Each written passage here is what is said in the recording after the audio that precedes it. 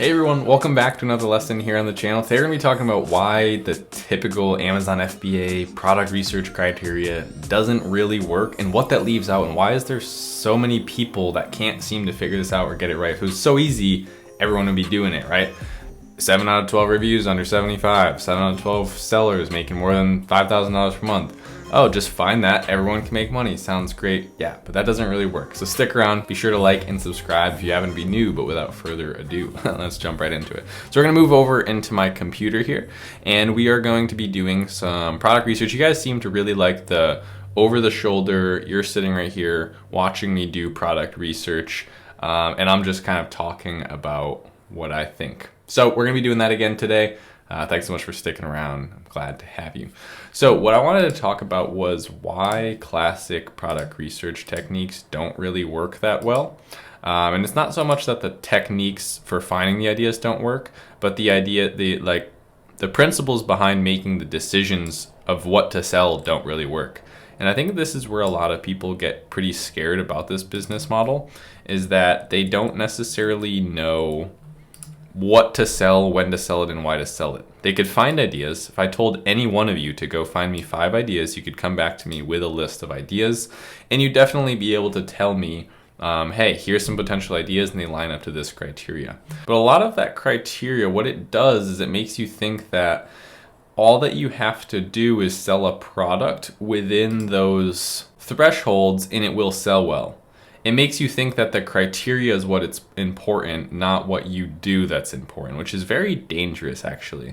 Because what that does is it makes you think that all I have to do is find a certain market, and no matter what I do, I'll be successful. The reason that doesn't work is, what is the secret recipe here, right? Why are there some sellers making $26,000 per month and other sellers making $149 per month? Well, in that case, we might argue that it could be reviews. But why does this seller down here, 85 reviews doing 5K, why does he make significantly more than the one that has 93 reviews, more reviews, less sales, right? So what's going on there? Why is that happening, right? And now typical product research criteria would say that that's probably not a good market. So we'll keep looking. But what I want you to understand is that what it leaves out is it almost takes away a lack of accountability, which is so important in this business model. Okay, because you have to think of product research criteria not like the end all be all. That's not the goal to find something that meets that. That's the ticket to get in the front door to the competition, right? You had to go through a qualifying round to find something, and now you're just starting. So now, congratulations, welcome in, now let's get started, right? And that's where people think they've finished. That's why people aren't succeeding with product ideas. And I was stuck in the same train of thought for the longest time. That's why I failed a lot of product ideas when I was trying to figure out how to do this business model the right way. Thankfully, I've documented all of that journey, and that's what this whole channel is about. It's about me trying this and just showing you what I'm doing, what's working, what's not working, and then reanalyzing, talk about what I've learned. Okay, so what I've learned that doesn't work is thinking that if I find something that meets a certain piece of criteria, by just selling it, I'll be successful. What you have to do is you have to find something that not only meets a piece of criteria, but you have to find something that you can be the best seller and the best representative of that product for. So for instance, here we go. We have a product where there's sellers doing 51 reviews doing 4,000, 41 reviews doing 6,000. We have 96 reviews doing 12,000. Okay, that's a totally different product. And the rest of them seem like they're pretty high reviews, but there's actually not a whole lot of the right product. So it looks like everyone who has listed the right product actually does have low reviews, which is good. So let's just say, for the sake of this video, so I don't have to keep looking, that this actually does, and here's another one, 33 reviews, 12,000 per month. That is the right product. 39 reviews, 10,000 per month. 36 reviews, 5,000 per month. So this actually does look good, because what we could do is we can take away all the ones that aren't the right products. So floating shelves, so those are not floating nightstands. That's what we're looking for. Again, not the same thing. And I'm just gonna go through here, and I'm simply going to take it out, so that what I like to do here is I like to get a good idea of what it actually looks like. So you might cloud your judgment if you have a bunch of random ideas mixed together. So I like to get like the top 10 to at least be the right ideas. And then I'm on a much closer path to being able to just look up here and see what's going on. So in the way that we've just sorted it now, we get a much better view of what's really going on here. I think that's a good place to probably stop now. So this is much more indicative of what the market truly looks like. Okay, so it looked bad before, but now it actually looks much better, right? Because we have 1, 2, 3, 4, 5, 6 out of 8 with under 100 reviews, and they're all performing well. What I like to see is the spread of revenue here. So I will go over a little bit of my criteria in this video. What I like to see is I like to see that this product has search demand, which it does. So I know there's people looking specifically for floating nightstands for bedrooms. That tells me exactly what they're looking for. There's a high intent to buy with a phrase like that. They're not just searching for like room decor, right? That could be just browsing. They're searching for a specific product and they know what they want, and they probably intend to buy this product. Now, secondly, there's a lack of high quality competitors, in a sense, okay? It's not perfect, but there are a lot of products mixed in with this that aren't even right. For instance, we have wall lamps ranking for this product because there's not enough of these nightstands that are floating to even rank. We have a lot of shelves, we have big units, we have light bulbs. Those are actually sponsored, but yeah, so those don't count.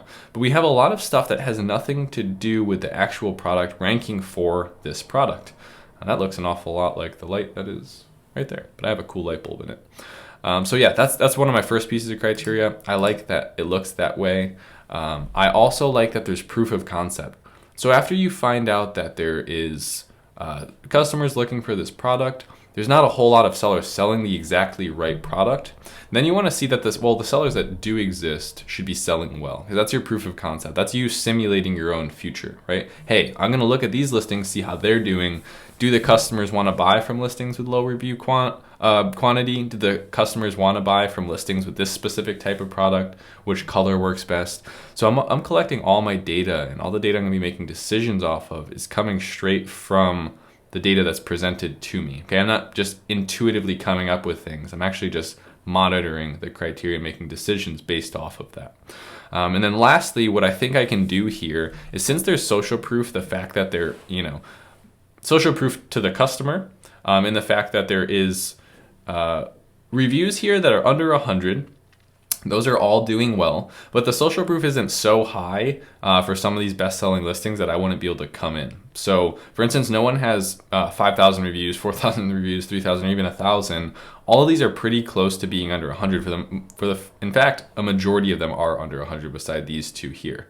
And then what I can do lastly is I want to look for the fact that I can improve this product, or I can make a better listing than these sellers.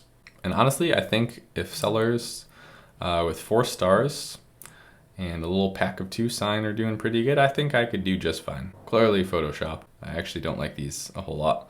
I don't think this is a very good listing by any means. I think we could definitely do better than this seller, and they're doing well. So I have someone that's kind of like a target. I'm going, okay, if they're doing well, here's what's left out, okay? This is what the whole video I wanted to be about, was the fact that people normally go, okay, now I'm done. I found something that I'm gonna sell. Notice how quickly I found that, actually. I found something that I'm gonna sell, and now I just have to go get what's selling. I have to make sure it's a floating night shelf or a floating nightstand. And then if I list it, I'm gonna do great. All I have to do is I have to get 5, 10 reviews.